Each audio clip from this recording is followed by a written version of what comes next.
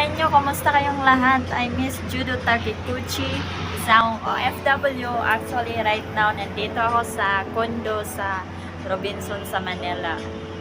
Dito sa Pantry Power, I think. Kaya ipakita ko sa inyo ang view dito sa loob.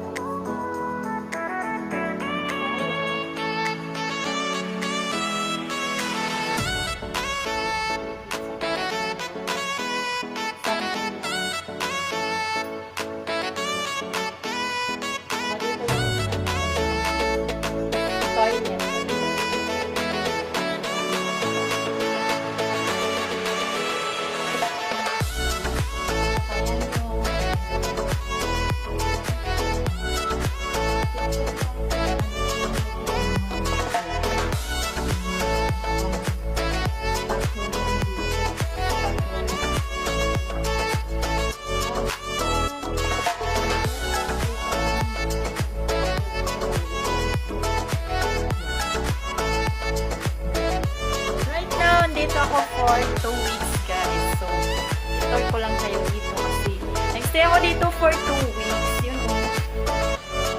Actually, after 2 weeks, punta ako ng ng accommodation. Doon na naman ako magtambay. So, right now, I'm here.